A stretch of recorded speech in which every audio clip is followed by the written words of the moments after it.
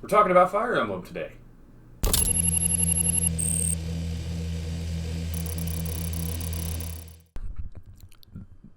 Apparently the sun can't decide how bright it wants to be today, so I apologize if it looks like half of me is trying to ascend to a higher plane.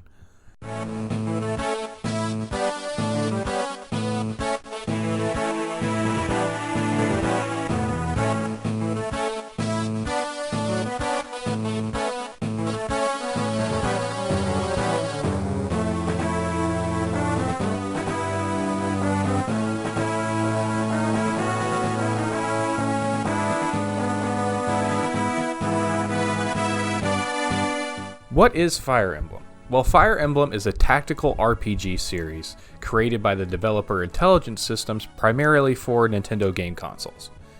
Currently, there are 16 games in the series, although 3 of those are just remakes of other games in the series. Like, there's a remake of the first game, there's a remake of the second game. I don't remember what the third one is, but there's a remake of it. Now, the series is notorious for its permadeath mechanic, where if a character dies in battle, they're dead for the rest of the game. Now, if you played any recent games in this series, like anything from the 3DS games until now, they've included an optional casual mode, which takes away the permadeath mechanic. Basically, if a character dies in battle, they'll be back for you to use the next battle. So it's not a big deal. But me, as well as any other big Fire Emblem fans out there, will recommend that you don't play on that mode because it takes away a lot of the challenge of the game. Now, most of the games in the series are completely independent of one another, meaning that you don't have to have played one game to understand another. There are a couple of exceptions to this where one game is a sequel to another, but really the only one that matters is that Fire Emblem Radiant Dawn is a direct sequel to Fire Emblem Path of Radiance. Like, the same characters are there. They added a few new ones, but you're playing as the same ones from the old one. So if you're going to play that one, you probably will want to have played Path of Radiance first. Now, what's significant about this series is that the first 6 games in this series never came to America. They were Japan exclusives only. And to this day, they still are. The one that we know in the West as just Fire Emblem is actually the 7th game in the series. It's a huge leap to make. The reason that it's like this is because Japan thought that the series was too difficult for Western audiences when they were making it at the time. Yeah, in case you didn't know, Japan thinks that Americans are stupid. This isn't anything really new. The success of Advance Wars, which is another tactical RPG series, here in the West, showed Japan that they were probably wrong about that statement. But they didn't actually bring the series over here to the West until Roy and Marth were popularized in Super Smash Bros. Melee. Everyone wanted to know who they were, where they came from, and if we could play their games. Now, the reason that the series is called Fire Emblem is because the Fire Emblem is the only real constant throughout most of the games. It's usually portrayed as a divine artifact or a royal shield with some mystical properties, but it's usually present in just about every game at some point. There are other game mechanics that have persevered throughout the series. One of my favorites is the weapon triangle, which is where certain weapons and magic types are strong or weak against others in kind of a rock, paper, scissors format. You know, like swords are better against axes but weak against lances. Now, that doesn't mean that if you're using a good weapon against a bad weapon that you're guaranteed to beat that weapon. It's more like you get bonuses and penalties accordingly. So if you're using a sword against an axe, the person using a sword is going to get an accuracy boost, and the person using an axe is going to get an accuracy penalty. Now, another thing that's prevalent throughout the series is weapon durability, where every weapon has a certain amount of times that it can be used before it breaks, usually permanently, although there are some games where you can repair them. Today we are looking at the best and the worst of this series, according to Metacritic. But I do want to say, full disclosure, this is probably my favorite video game series of all time.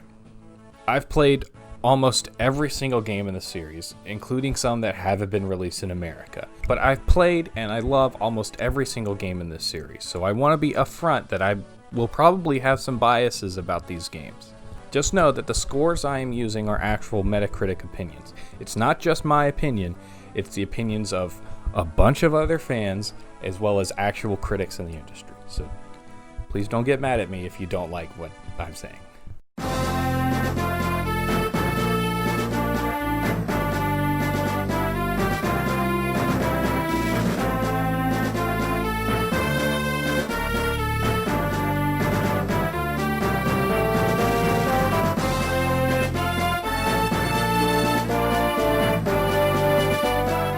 Fire Emblem 7.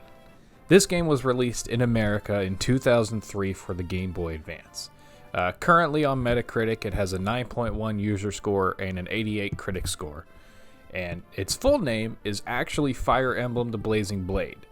But here, when they brought it to the West, they dropped the Blazing Blade part because they didn't want to confuse Westerners by thinking that there were other games in the series that they were missing out on. Even though that's literally exactly what happened. Thank you, Nintendo. Now, like I said before, while this is the 7th in the series, it is actually the first one that we got here in the West. And while technically this game is a prequel to the previous game in the series, the 6th game in the series, which is called Fire Emblem The Binding Blade. Sorry if I'm confusing you. It's a lot of information. There is no real mention of this in the game, but except for a scene at the very end of the game after the credits have rolled, and then they just mention the two main characters that take place in the 6th game. Now, in this game, you play as 3 different main characters. You have Lynn, Eliwood, and Hector. They each have their own storylines, but they all come together at around the midpoint of the game, and then you control all 3 for the rest of the game. Now, Lynn's story takes up the first 10 chapters of the game and acts as a tutorial for what you'll be doing for the rest of the game and how it all works. Eliwood and Hector's stories are told together, and they make up the rest of the game pretty much. The way that this works is that for your first playthrough, your focus is on Eliwood, and you're seeing how he reacts to how the story unfolds. After you beat the game once, then you can choose Hector's story, which is kind of a hard mode. It's really pretty much the same as Eliwood's story. The only difference is that it's slightly harder and you get a few extra chapters sprinkled throughout. But you're also seeing how the story unfolds and seeing how Hector reacts to all of these new developments. This is my favorite series of all time. I mentioned that before. And this game specifically is probably my favorite game of all time. I have played through and beaten it more than any other game that I've ever played in my entire life. At least 15 times for this game. It's a lot. I'm not joking. I've played and beaten this game a lot. I mean, it came out on the Game Boy Advance, so I have had a lot of opportunities to play through and beat it. But I genuinely love this game. I can't stress that enough. And there's multiple reasons for that. One of the big ones is that the animations are amazing, even by modern standards. Yes, it's sprite work and it's all 2D, but there's a charming beauty in sprite work that you can't really match in 3D modern games. And this game really shows that. The sprites are all very unique. You can tell every character apart from each other. And the attack animations are amazing, especially when you land a critical hit. It's so good. You can really feel the weight and power behind your attacks, even in these small little animations. Also, the music is great. You may recognize some of the soundtracks today in the Super Smash Bros. Games, like this one.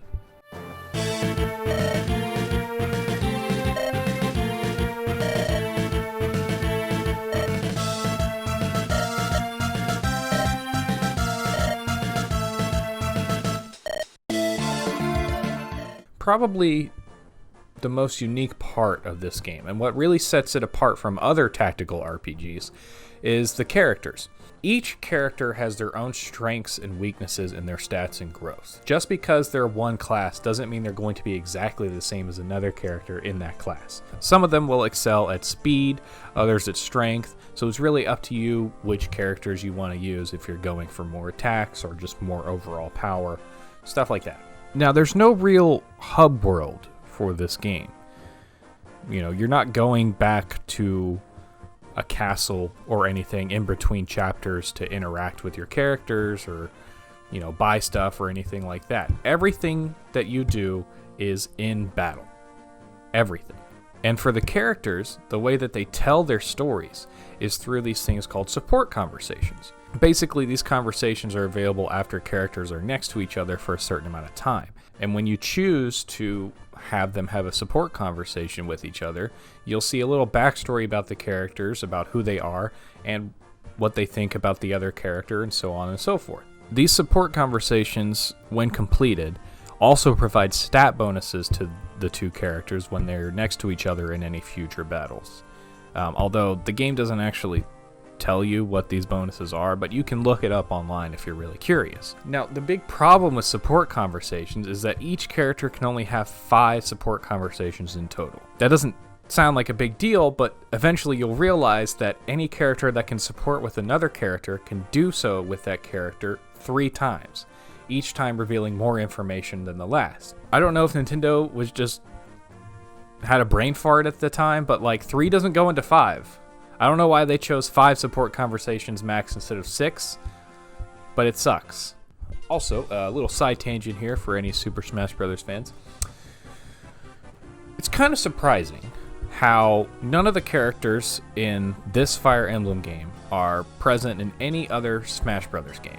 Even though this was the first Fire Emblem game to be released in America, and the whole reason that they brought it over here was because people were interested in the series because of Smash Brothers, they never included any of these characters as playable in any of the Smash Brothers games. Now, technically, Lyn does have an assist trophy that you can use, but that's not the same. You don't actually get to control that. Now, before you raise your pitchforks and get angry at me, I'm not saying that we should have more Fire Emblem characters in Smash Ultimate. We have plenty as it is.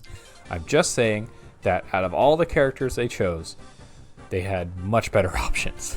Now, some characters are objectively better than others in the long run. Some bad characters have bad stat growths. Others are recruited too late at too low a level to really make good use of them. So, for the most part, you're probably going to have your core group of characters that you like, and you're probably just going to stick with those for the rest of the game. The story around the main characters is pretty good, actually. But the backstory and the setting of the game kind of comes off as an afterthought. It's mentioned a few times throughout the game, what the backstory is, but it's only ever in small amounts, and it's usually overshadowed by a major event with the current plot right after they were done talking about it. On top of that, major plot points in the backstory of the game, especially concerning the main bad guy, Nurgle, are told in secret chapters that are only accessed by meeting certain requirements in one of the chapters of the game, and you don't really know what these secret requirements are until you meet them.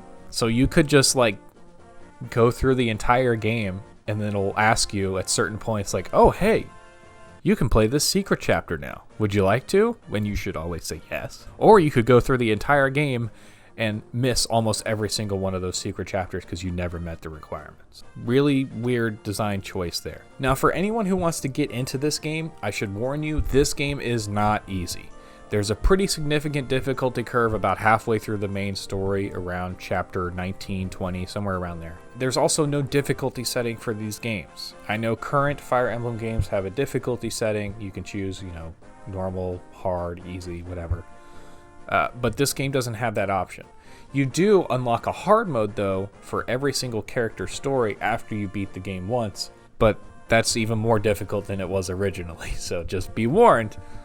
It's not easy. You really have to manage your resources and make sure your characters get enough experience from chapter to chapter to keep up with the enemies that you're going to be fighting throughout. Now, this series is great, but as with any major video game series, especially one that's been going on this long, you're going to have a few games that just don't quite hit the mark. And the worst one of those is Fire Emblem Shadow Dragon.